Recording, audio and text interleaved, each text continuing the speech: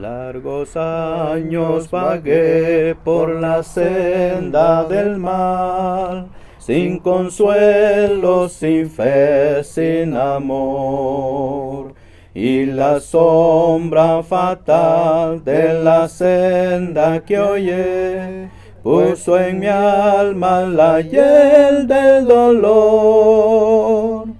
A mis pies el infierno se abrió y clamé con el alma a Jesús.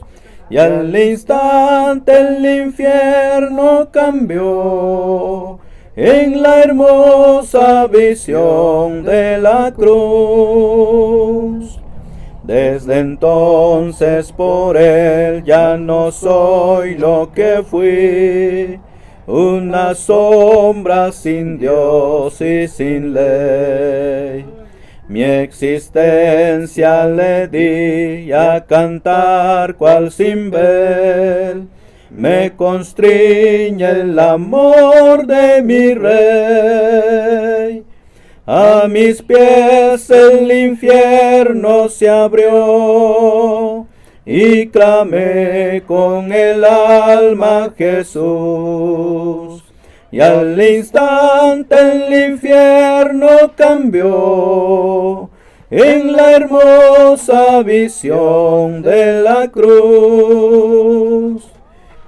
Peregrino que vais por el valle del mal, vuestra senda solo es de dolor.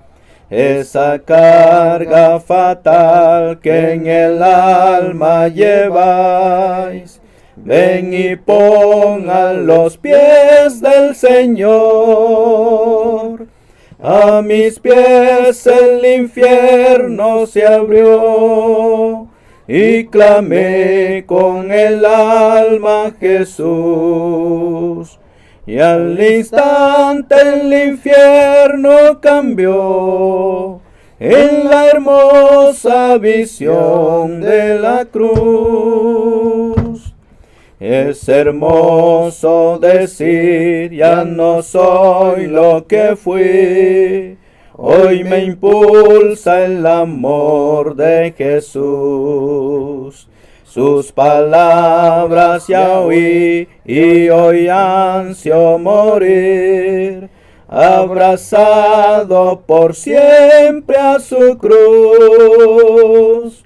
A mis pies el infierno se abrió y clamé con el alma a Jesús.